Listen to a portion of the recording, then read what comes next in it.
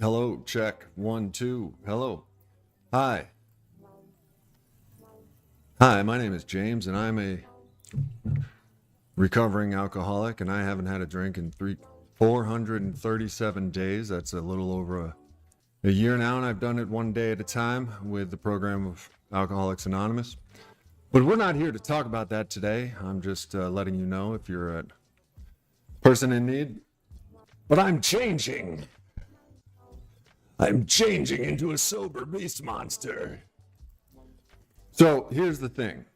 You spend enough time in the rooms of recovery, whether it's Alcoholics Anonymous, Narcotics Anonymous, or any of the dozens of other 12-step recovery programs, or non-12-step, Celebrate Recovery, Favor. You spend enough time in the rooms and you see people change, whether it's over a year or whether it's over a month or two sometimes. But when you get to like 5 years of living recovery one day at a time, I have seen people change in the past, going on, I don't know, it's probably 13 years I've been in the rooms of recovery.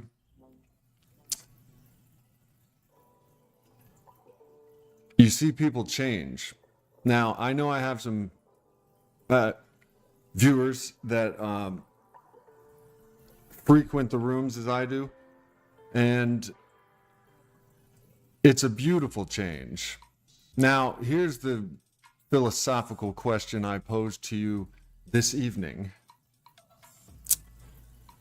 Do people change, or are their character defects lessened or downright taken away, and their character assets are coming to the surface and being free? I see it all the time. People have told me they see it in me occasionally when I practice a day at a time. I hope my chat box is in order. I haven't streamed in a minute, but here we are. One day at a time. I hope you two are getting along as I and so many victims of the disease of addiction and alcoholism are. So change happens, but it's not. Here's what I'm thinking. In the 12-step programs, the 4th, 5th, 6th, 7th step is about asking your higher power to remove your character defects. Become willing to let go of your, what do we like to call them? Dirty little habits. I found out mine was ruthless, seemingly justifiable anger, where I blow up at people, and this has cost me jobs, girlfriends, and the conditional love of our parents. And there's a whole topic we can go into on that. Hey, there you go. There's a chat box. Hey, Miss #Holly Ford. And yes, my girl is in the live stream. My girl. There she is. Oh, I think her eye is the dot in the eye in girl. It's a serendipitous thing. I offer the opportunity to see me change. This channel has been up since 2018, and from the very start, I said, I am embarking on a journey of recovery, and I want to basically film various parts of it. These live streams are one of them. There's also 100 videos. There's other people's sobriety stories, but you witness me change. And if you go back and look at even a year or two ago, probably last stream, I was a different person, and that was a couple weeks ago. I do have news that I will spill. Oh, Brandon says hi. You guys remember Brandon? He was on the phone that one time on the Sober James live stream chat show. And Brandon is a friend in recovery that shared his experience, strength, and hope for the benefit of those of you that are listening and looking for salvation. Brandon. He says hi, and he did me this do, the beard do, and the hard part do. Oh yeah.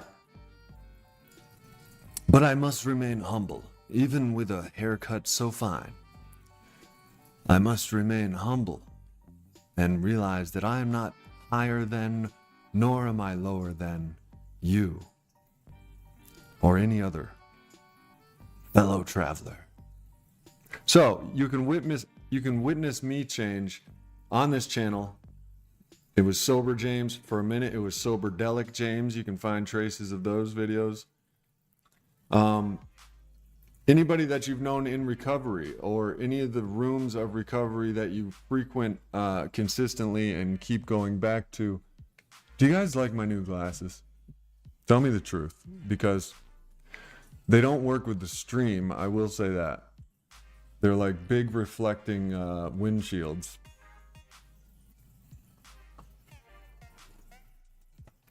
Let's see. Oh, but I heard a speaker tonight. It was a speaker celebration meeting. So like there was a anonymous alcoholic that was celebrating 2 years of sobriety. Life had changed, and even his story was so beautiful. But there was a story, a speaker meeting, a fellow alcoholic that has found a new way of life and changed. I mean, just anybody that has experienced sobriety shares their story. This person I knew from 10 years ago when we were both coming in to the rooms, 10, 12 years ago, whatever. She is about to celebrate 10 years, and she, in the span of 40 minutes, number one, this wasn't the person that I barely even got to know back in 2013, 14, something like that.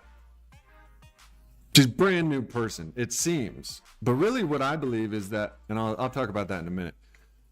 And she tells honestly and fearlessly and humorously and charismatically her story, which was just devastating alcoholism, which is what it was like, what happened, and what it's like now.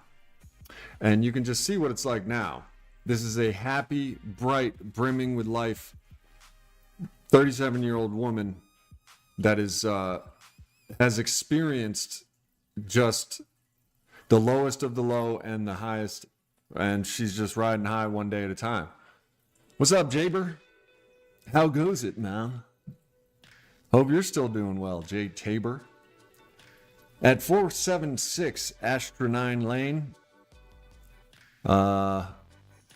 Berkeley, California. His social security number is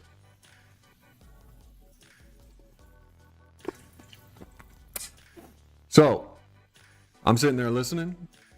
Total seemingly different person. I didn't know this person.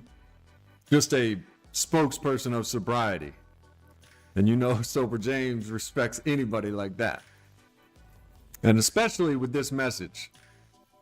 The low of what it was like in her drinking, sometimes we call it drinking career, and the trials and tribulations ever since. But the important part was she touched everyone in the room, emotionally and relatively. I don't think there was a person in the room that couldn't relate to her at some point in her story. She got it across. 10 years ago when I met this person, we were both kind of just scared shells. And I ain't no bitch, and neither is she. But, you know, when you're coming off like a 20-year bender and your life is burnt to a frizzle, in various ways, and I'm sure she had her own ringer to go through. You're tired, you're sick and tired of being sick and tired. And like, that's how we were. but the person today has served in a service. It's anonymous, bro. Anyway, I witnessed that change. And there's every meeting, so you have a home group. Ideally, it's suggested you get a home group, you go there. Basically, they know you and you know them. It's kind of like Cheers, but it's not a bar. It's the polar opposite. It's Alcoholics Anonymous meeting. You can find your group, find which group of people you click with. This group might be called Serenity Now. That group might be called, As Bill Sees It. Or, hey, Kelly Murray, 10 months sober today. Well, you must be doing something right. One day at a time, right? You wake up, my mind is just running. My mind is just like, how are we going to take over the world today? Because I'm in charge. There is no God if it ain't me. That's how my mind wakes up. Versions of that. I have to pause when agitated, and I wake up agitated. Tell me you don't wake up agitated. Harry Jones, what's up? So we got Tabor Bomb, Miss Kelly Murray on the 10-month spree. She's headed for the 1 year when apparently all this magical shit happens. Let me just tell you, the 1 year mark is very monumental and stuff, but I think we all know by now, this thing is a 1 day at a time thing. It's like, wake up. I hope I remember to practice the principles. Oops, I forgot. My brain was already awake all night, getting ready for doing push-ups and shit, just getting ready for me. As soon as I open my eyes, my brain's like, where you at, man? Yo, we got so much to worry about right now. So, my point to saying that is, through practice, we start to become this person that we've always wanted to be. Free, human, fears still, character defects lingering, old habits, they die hard. James, I'm thinking about starting a business, Tabor says. Think it could be very lucrative. People starting businesses and shit. But as we remember to practice, and this is on a minute, every minute of every day, and I'm not even practicing. I'm always trying to be. My alcoholism is always trying to insist. My ego and shit is always trying to insist that like I'm controlling everything. That's the core of alcoholism. No, I can't say something like that. I don't know what the core of alcoholism is. There's all kinds of theories, I'm sure. But 1 day at a time, and your fellowship. I have a home group. I just came from it. This person I had witnessed just telling her story, almost 10 years sober, and time ain't nothing but a thing. But 10 years ago, different people. I was a different person. And it's crazy. Whatever program of recovery you're working, the more you give to it, the more you give yourself to it and stop making decisions like you have been for the past 20 years and just take their suggestions. Like, all right, I don't think that's going to work, but I'll do it because my shit ain't working. And you do that, you start to change. And it's awesome to watch, in people. Jay Tabor, we've been waiting on pins and needles to hear your idea. Sigma Schwab. James, what's up? Finally made it. Yeah, hell yeah, man. We've been sitting here in silence waiting for you, bro. Or chick. Sister or brother. Hiding illegals from ICE. But there's a catch. I say I'm going to hide these people, help them stay in our great country of ours and take their money, then turn them in. I think I can even franchise. This is what Jay Tabor sounds like, by the way. I spoke with him personally. That's his exact voice. I've been working on the impression for years. America, fuck yeah, hey, hey.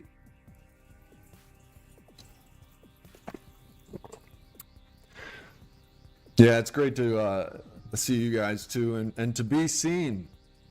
I have news, BTW, and I'll drop it right now. This just in. I have been working at the United States Postal Service for a little over 5 months.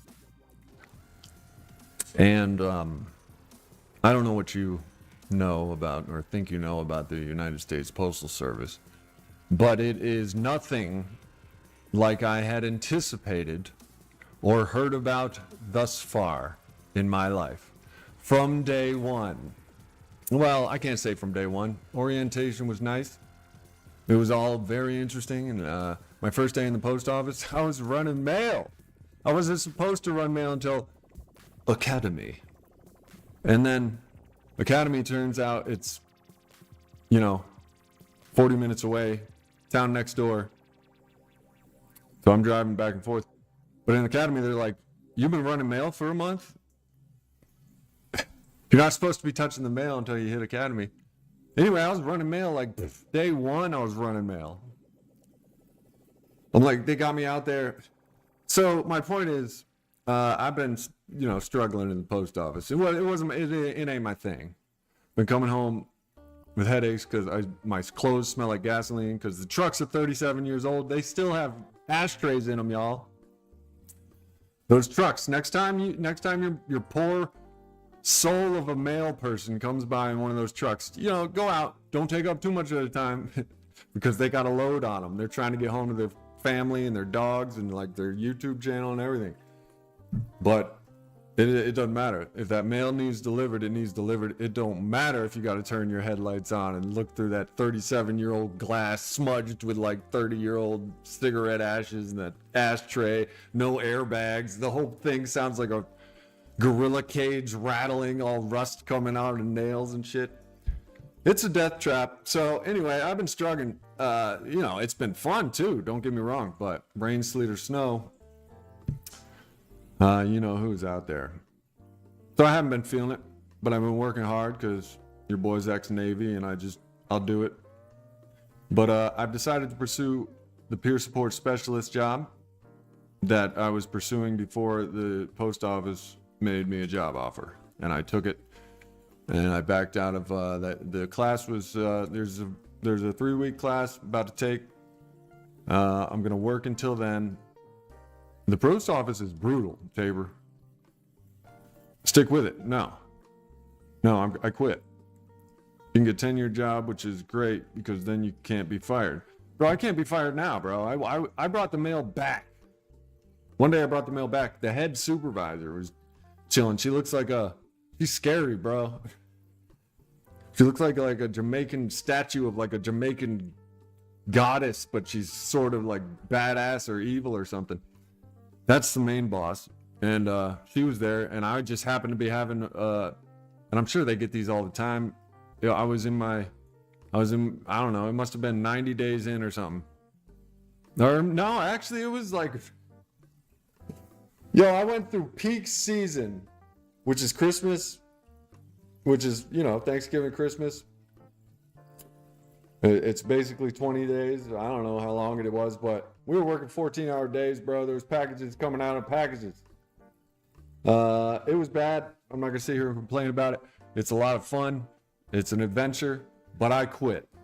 I told my sweetheart of a boss, an excellent professional of just an outstanding leader in the time that she's taken charge, and the other ones are too, but it's chaos. It's chaos. But the point of it all is, I'm dropping I got that job because I was like, well, the post office, bro. I can't even believe they're calling me back. They didn't call me back. I didn't even do an interview, and I didn't even hit them with my resume. I was just like, I'm a YouTuber. There's a lot to YouTubing. Public relations. There's computers. No, I made it sound good, but I was like, successfully managed the YouTube community. Blah blah blah blah blah. But I didn't have any work experience, so I didn't think I was going to get this job that everybody touts as like, I was in the Navy. And when I got in the Navy, it lived up to its hype. Boot camp right from the start. It was like I was in a movie and shit. And it was great. And I got paid right, and benefits. I went to college on that shit. I learned how to restart this computer off of IT post 9/11 GI Bill type shit. So the Navy was great. I love it. Love the military. I would highly recommend it. So I thought the post office was going to be the same thing. I just get on, work my way up. As soon as my number clicks in, employee 17,476. As soon as 17,477 comes in, I am now senior to that person and every person behind them. So like, just do my time. Time flies. It's already in the 6th month, but I don't like it. It's dangerous, hazardous, atrocious working conditions. I'm a Royal Carrier Associate, so I'm the bottom of the barrel. I guess maybe not. We get paid all right, and some don't. Some positions may not. But let's see what you guys are saying. Just been detoxing, Sigma says. No, they just really stop in. Good to see you, Jaber. Holly, as always. I love you, Holly. Sigma Schwab. Yeah, I've just been detoxing, which sucks, by the way. You'd think I'd be a professional at this job by now. At detoxing, I thought the same thing, and then I had a grand mal seizure. I said, I've been going cold turkey since I've been a teenager. I can do it. Then I had a grand mal seizure because that was benzos. That video in the story video is on this channel. Sober James, recommended to a friend. And like and subscribe. If you feel like contributing, consider becoming a member. And get yourself a nifty badge. There, I did it. Grabowski, what up, dude? You used to work at the post office? Tell us. You want to call in, bro? I want to hear it. I want to hear. You may have a positive. I figure 3 out of 10 postal workers have a positive experience with the job.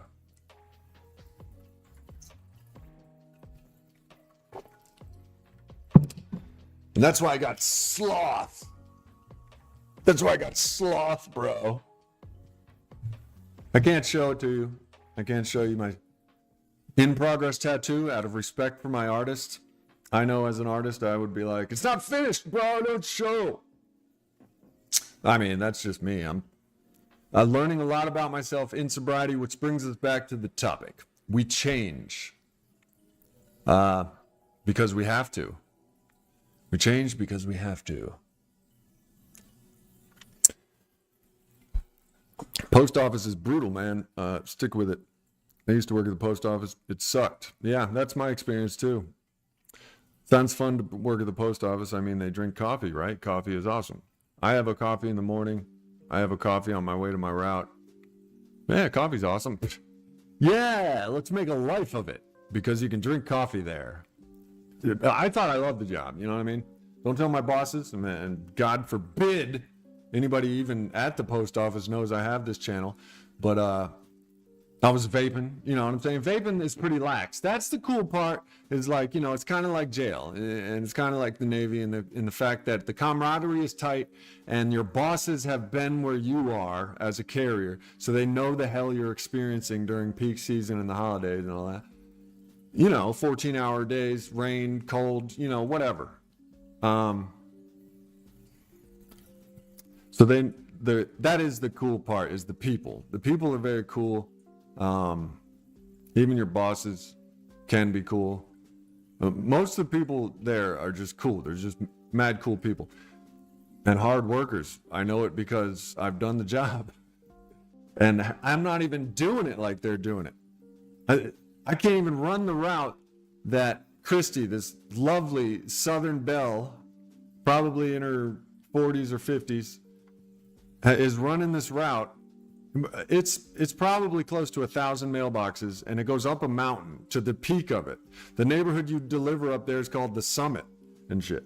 Or there's an address called the Summit. And it's awesome. And I loved it. But the novelty of that turned into cold weather and all that. But anyway, that's not the real reason I'm quitting is because I'm not happy. It stresses me out. It's kind of unsafe. And I'll go on and on about the post office another time if you want. But the fact is, I don't like it. Some people may. Doesn't seem like a very... But the retirement is the bomb. If you talk to a retired postal, they're pretty happy. Retired postal workers are pretty happy. They're getting a paycheck. But you work hard for that for 20, 30 years. So Sigma detoxing, huh? What day are you on? From the very first day that we quit our DOC, our drug of choice, mine was alcohol, benzodiazepines, and pain pills. And from then on, it would just be like, I'll take it and see what happens. It doesn't matter. But my choices were alcohol was always first. And downers, downers, downers. But the day that we commit, the day that we're so desperate, the gift of desperation has been bestowed upon us, and we are so desperate that we have to stop drinking or doing our drug of choice. From that very day, you begin to change. Sometimes quickly, sometimes slowly. But you begin to change. Now, I don't like calling it a change. What up, EC?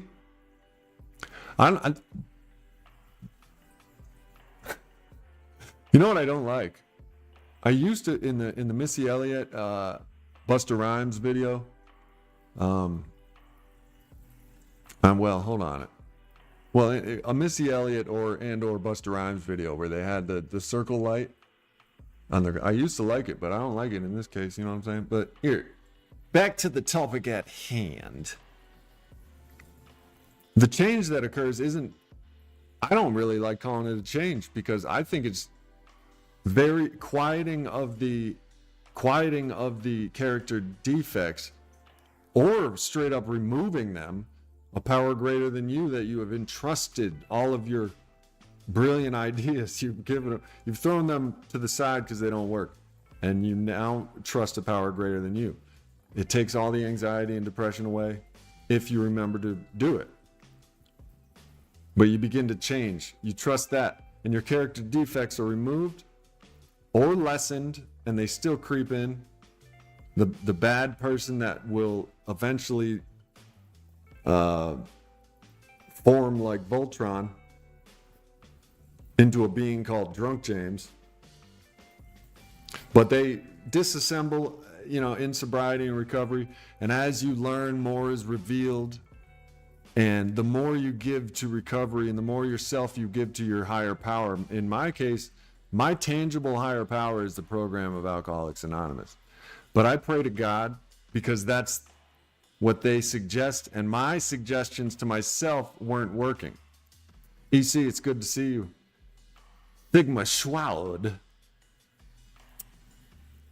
Oh, Kelly's here. Yeah, Kelly, you called it. Well, no, you didn't, because you're just like, you wouldn't last a week. This is how Kelly sounds. I do a perfect Kelly impression. You wouldn't last a week. You're gonna quit, and you're gonna quit with middle fingers up. You're not even gonna last a week. That's how Kelly sounds, by the way, if you ever wondered. And I was like, no way, man. No way. And I threw a middle finger once, and I had it up proud, and I was about to scream, I quit, and I realized nobody was looking. And I took my middle finger down, and I said, Kelly was almost right. Kelly was almost right, because every decision in my life depends on, what Kelly said about it. And Kelly was right. I quit. I offer myself to thee, Kelly, to do with me and to build with me as thou wilt.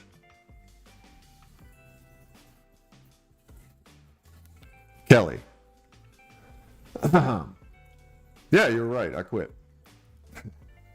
If I didn't quit, I'd be a bigger fool. Let me just put it like that. Well, anyway, I'm still working there. I go to work tomorrow. I did the stream anyway. I'm usually in bed right now. For your information, I wake up at 4:45, do 25 push-ups, 25 squats, 20 curls because it's hard because I lift a lot. You know what I'm saying? And 25 donkey kicks because I got to get my butt cheeks in order because daddy's got back issues. You know what I'm saying? But not anymore because I sound like Mr. T all of a sudden. So these qualities that you see in this changed person, these qualities existed but were being subdued, were being suppressed by the disease of alcoholism. Mike Tucker still sober? Hell yeah, going on like 7 decades or some shit. You're going on 7 years, 6, 7 years. Life still sucks sometimes. Yeah, I was talking about it on the last stream. That's life.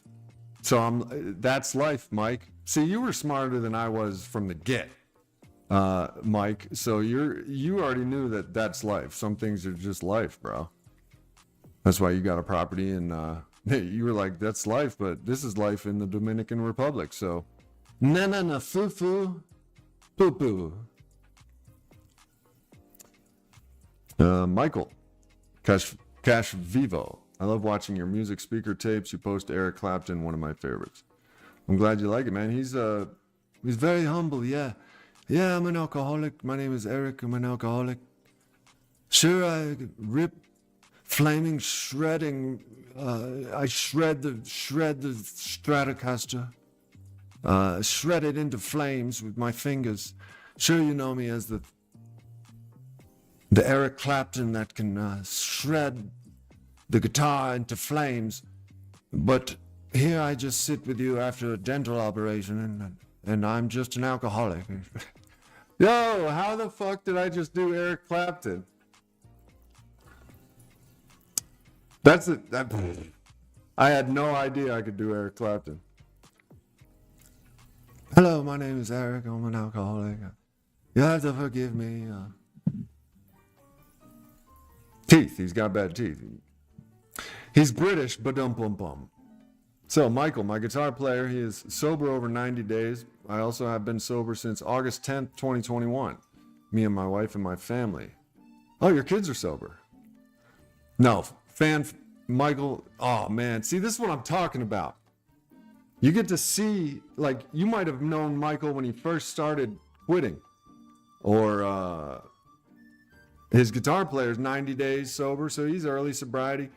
You might witness your guitar player change from the guy who was, smashing guitars and stage diving into a blank floor, this kind of nonsense.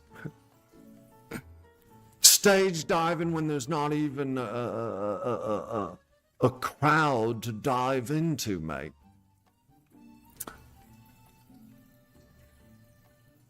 Eric Clapton never shredded. There's a reason his nickname is Slowhand. Mike Tucker has shredded, nonetheless.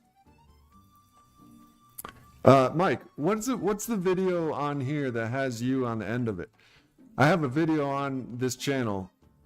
See, I don't always organize the videos the page that well. So there's hundreds of videos on this channel. I mean, you got to find it, but Mike, do you remember the one where I had you shredding on your guitar at the, I think it was at the end of the video. I'm not sure. But Mike Tucker's been here for 5 years. And by here, I mean on this channel. And Mike Tucker hasn't had a drink in 5-6 years. And, no, I didn't hide it, bro. I don't hide videos. I make some, unlisted. Yeah, the YouTube algorithm is a fickle mistress, my friend.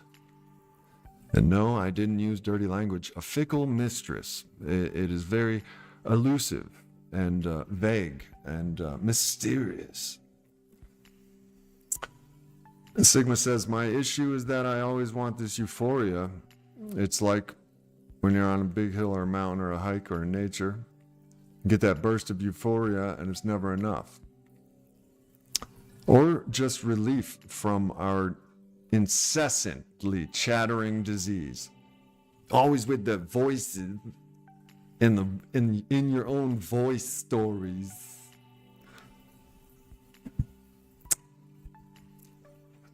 Yeah, that's why they call me Slow Hand, you know what I mean? Jack Black's School of Rock. Now, he's shredded. Like that movie. Still haven't had a drink in over 5 years. Still get very depressed. You mentioned it, yeah. This is now officially a cry for help, Michael.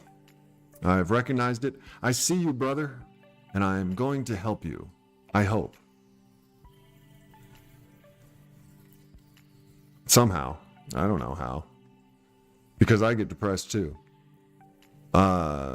We've talked about SSRIs, and I tried Wellbutrin because it messes with dopamine, and I thought I was a doctor and shit. Turns out I'm not. Turns out I'm not a doctor. But I like to think I can diagnose patients in a hospital with a lab coat on and a stethoscope. I like to think I can do that. And so what if I get arrested? Twice so far. I mean, I'm kidding. I'm in a good mood. I've been hitting meetings hard, and I've decided to make recovery my life. Whether it's more of the channel, because I haven't been streaming because being a postal carrier, or at least an RCA, a rural carrier associate, where you're basically you're taking all the excess and you got to run mad routes and shit. What's up, Shades?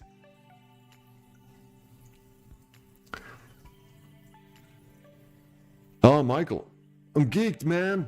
Do I sound like you, Michael? I'm glad I caught you live. You're an amazing dude, man. Yeah. Or maybe Michael sounds like, hey, I'm geeked, man. I caught you live. You're an amazing dude. I work counter for the Easy Does It Center if you ever travel to Louisville, or anyone lives in the Louisville area. Louisville, Kentucky? You know, I just met a guy from Kentucky. Yes. That's the other thing. In our addiction, I don't know if you're anything like me, but in the later stages of the last 5 to 10 years of my addiction was more isolating because I was drinking so much, and I would get into trouble if I wandered out was one reason. Another was I don't really want you to see exactly how much I'm drinking, because it is ungodly and crazy. You would think I'm a lunatic. You would know I'm a lunatic. You would find out that I'm a lunatic. That's why I hid, because I'm a lunatic. I'm drinking copious amounts of alcohol and drugs and all kinds of behaviors, and I'm in my worst. The demon is loose. I am the demon. Who knows? But I don't even know where I was going with that one, man. What up, Teddy Bear, Shades, and all of y'all? The good news is I'm changing directions. I never really planned on staying at the postal service. I mean, I did for a minute, and I'd get all stoked, and I'd be like, yeah, Cliff Clavin, bro. And I would enjoy delivering mail on the mountain and, you know, these fancy ass Italian themed homes. And I'd see everything from a trailer with pigs and shit to mansions on, the view looks like a lookout that you would go hike to. That's their back patio. Water features and shit. It has done nothing but inspire me to get a dope ass house. Now I realize that peer support specialists earn not that much. But for the life of me, I just realized for my entire life, I've been picking careers for the money. Everything but this YouTube channel. Now I started the YouTube channel. I was doing product reviews and stuff when I started this channel. There were one of the names that was whatever, or one of the names of the channel was like the You Movement. I didn't even know how to be a YouTuber. I was just checking it out. And then I told my story about recovery from alcoholism, the crash, the coma, the seizure, all of that. And people said it helped. and the views went up too. And then a year or two later, I monetized, and I make very little money from the commercials that they run on this channel. So I make money. You pay my internet bill. You viewers pay my internet bill over the course of 5 or 6 years. So I didn't join this channel when I found out helping people is my currency. Like, as an alcoholic that wallows in self sponges of absorption 24/7 for 44 years, I need a way to get out of myself, and I need that. And that's what they mean when they say a recovering alcoholic needs to help another recovering alcoholic or addict or with similar traumas. Does anyone know what I'm talking about? Because I don't. I have run a tangent that I forgot why it started. Thank you, Michael. Thank you. And I've been running into people IRL that know about Sober James. That's in real life. So I'm talking on the street. Granted, these are rooms of recovery. So these are the people that would be searching recovery on YouTube. Alex Patience, good to see you. Service work to stay sober myself. Michael says, yes, I didn't know this. I had to be taught this. And that's what I mean by changing is like, you learn fast because it's kind of under fire. When you first get sober, you have to figure out how to live life. Do things that you didn't learn because you were drinking when you were supposed to learn them. Whether it's your taxes or having dinner with your new partner's parents, or doing a YouTube channel, figuring out you're not a very good self-starter. And the whole YouTube thing, this is a 5-6-year-old channel. And, it's been relatively successful in reaching hundreds of thousands of people that are either curious about recovery, or they think they have a problem, or somebody they love has a problem. And when I figured that out, because I was on the I'm gonna make this a whole knowing that I help is the payment, and it pays dividends, it compounds and exponentially multiplies into serenity, peace, a feeling of worth. Some of us, most of us, if not all of us, have a part in our story where we felt or feel inferior. That may have been all our lives. An egomaniac with an inferiority complex. I'm not much, but I'm all I think about.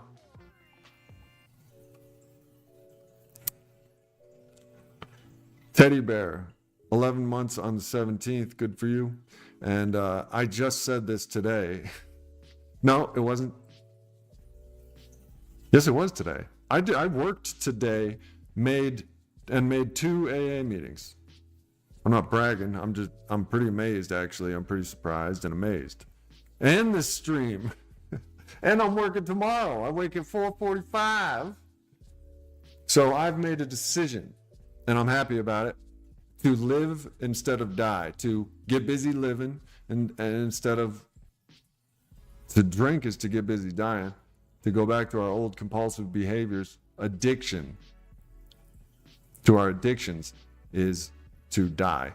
So there comes a time where you begin, I'm telling you, you change. And this is a third-party accounts. Mike Tucker, Shades of Clarity. Shades hasn't picked up either.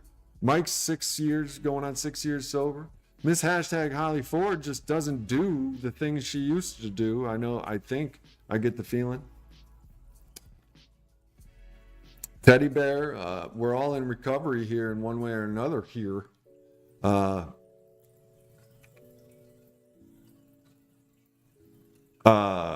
Do you guys experience looking at, seeing change? I see, here's how I do it. I'll catch a stream from a year or two ago, and 2 years ago or a year and a half ago, during that 6-month period that I relapsed, I was filming live streams. Now I have extremely locked down in the vault. They're in the vault. Nobody sees those. I don't know what to do with them yet. This was the period where I had a homeless person paying me rent to live in my house, and but he ended up being a dear friend, and we helped each other. And Shia was here. Shia, Lauren was here. Beautiful, and just as sick as the rest of us. So I invited, birds of a feather while I was sick, while I was wallowing in my sickness of addiction, aka drinking, and that led to many other things. I called in a roommate and a girlfriend that were also super sick, and I hope they're well. Some are sicker than others, and I hope they're well. But I somehow clawed and my tooth and nail out of the way. 2 ER visits and some benzos later, I was detoxed, and that was a year and some change ago. We change. I can feel myself changing. I do a small workout circuit every day. Now I'm not totally like Superman. I want to be. And I have felt that I have been going. See, I've done this whole thing before. I've experienced the transformation before. 2016 to 2024, 2023, 2024. 2016 to 2024. Well, I'm just saying the change is real, and it's usually, it is always beautiful. Going from a sick addict with all of the things that entails, the mental and emotional baggage and disturbances, going from that scared, hurt person, and healing. Physical happens first. Healing emotionally and mentally is it's a process that you have to endure. It's a thing recovery is a thing that I have to do by going to AA meetings and working the 12 steps, the program of recovery of my choice, and that has worked for me. I didn't choose it. I literally, it's the thing that saves me and has every time. And now I'm doubling down on my program. I'm switching gears in my professional life and thinking, not even thinking, I'm putting into motion working for a living, being submersed in recovery, addiction recovery, all forms of recovery from alcoholism and similar traumas.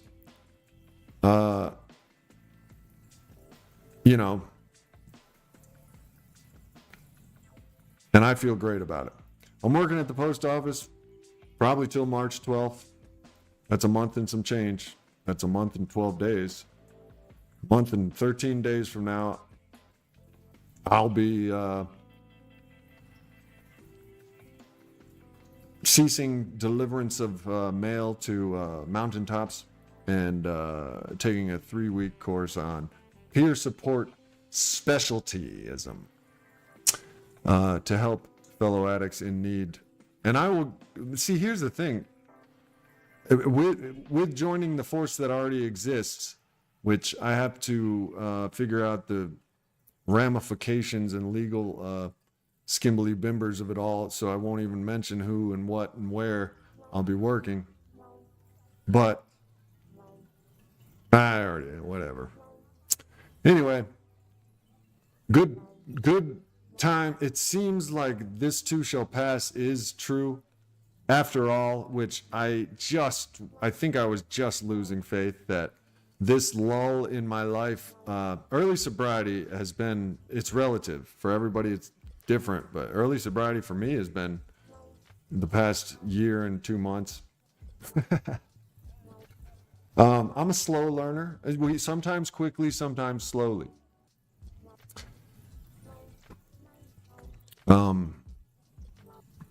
I hope I finished a point somewhere in there. Let's see, Michael. I have a song called My Suicide about the very subject. I found frank about the time I lost my bass player, Irwin sarcoma. I was able to stay sober through all of it. Sadly, he lost his fight. That's the other thing. You do see people recover, you do see people change, but you see people die. You see people disappear. They don't come back to the rooms. The relapse and death rate is way larger than the success rate. Unfortunately, which makes me all the more grateful to be able to share something with you guys, to have something to share with you all. Attitude of gratitude, man. I am content, Teddy Bear says. I like that. Contentment is good. I'm going to sound cocky, but I made my body into steel. My mind sharp and my faith is strong. That you can trust, Teddy Bear says. I am content. Man, I'm happy for you, man. That sounds fantastic.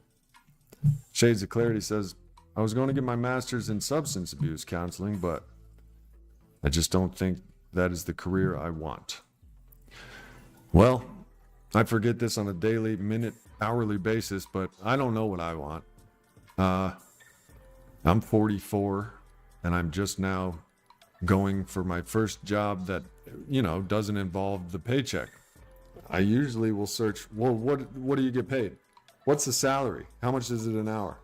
That's always, but I'm changing. I realized I'm miserable in those jobs. I've stuck to them.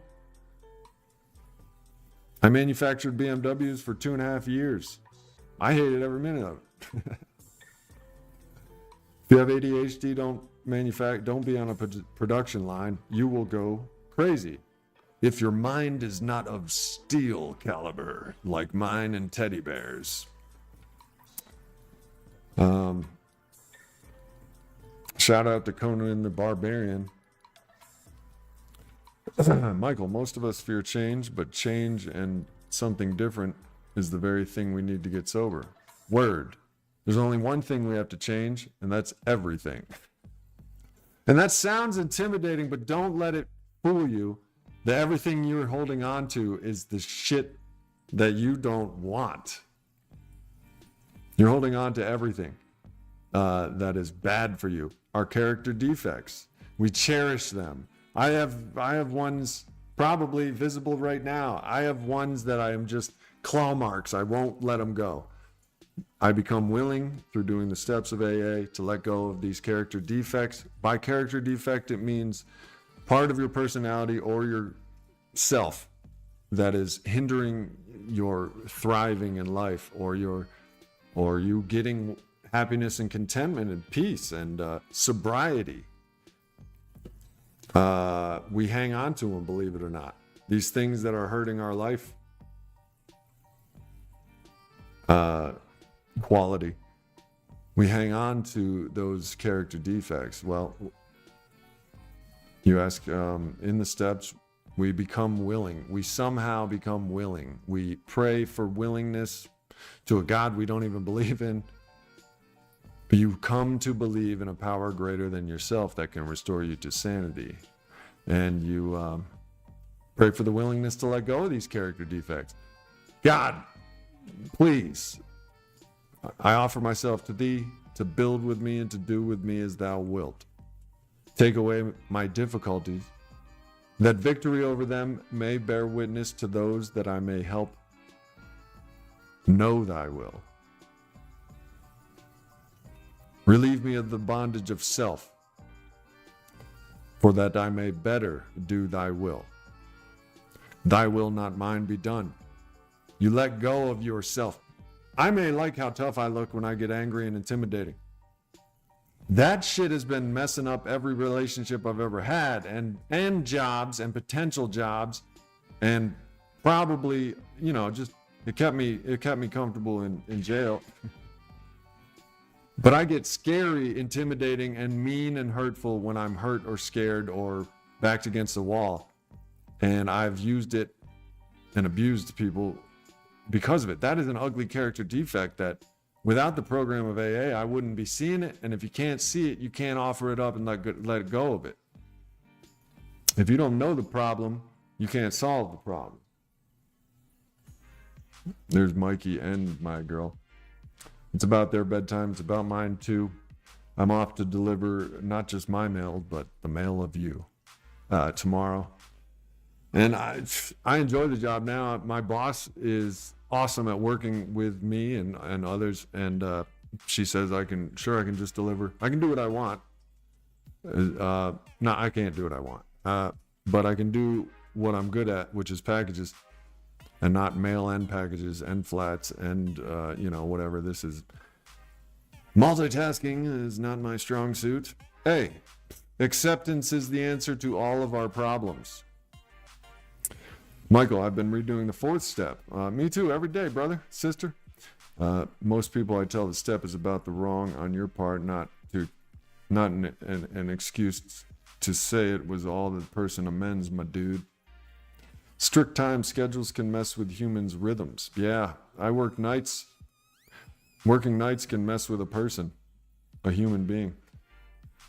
Anger, distrust, two of mine. Oh my God, I was thinking about that today, the distrust.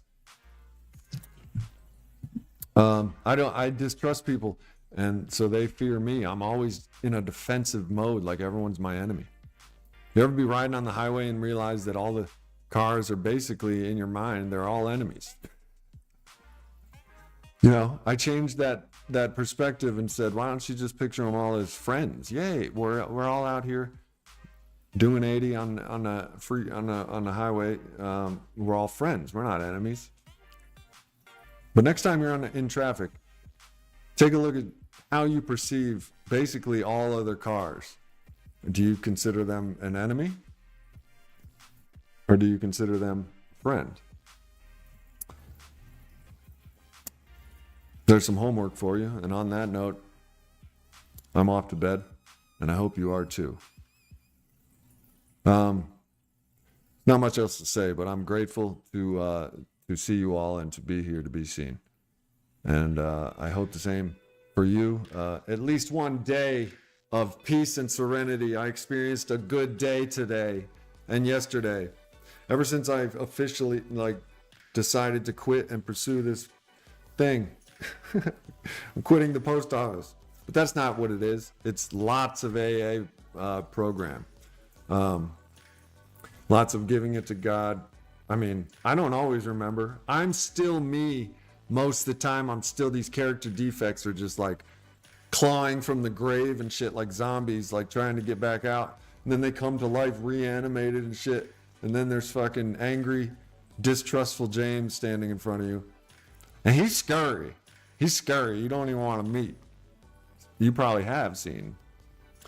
Anyway, good. We're going on 59 minutes. We're in our 60th minute of this Sober James live stream.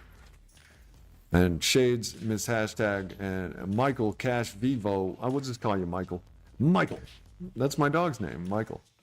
When he's in trouble, his official name is Mikey. On his birth certificate. 4 things to be grateful for tonight for this stream, Michael says. My children, my wife, my home, and God and meetings. Much love, brother. Stay sober and good night. Good one, man. Good share, bro. No, that was good. That's poignant. Poignant. Gratitude is great. We should talk about that next stream, which will be soon. Should I make a promise? Should I make a commitment? Yes. Because one of my character defects that I have to let go is fear of committing to plans even tomorrow. But let's do it. Let's do a stream within the next week. We'll start slow, baby steps. You know what I'm saying? Hey, I was streaming twice a day for like months on end. So I don't even want to hear nothing. Got ADHD, motherfucker. Alex, good to see a familiar name and all of y'all. Mind's Eye's in the building. Multitasking. Sometimes I rewatch these streams and look at the comments that I missed. Pretty much, I used to do it all the time to check for sound, look at myself, make sure I'm handsome. Which, you know, I probably while out on here, but blase, blah, Michael, Alex, Shades, hashtag Holly Ford, Teddy Bear, Mind's Eye, Michael Cash, all of y'all. Until the next one, which is going to be soon, keep it clean, keep it real, keep doing the damn thing. Peace.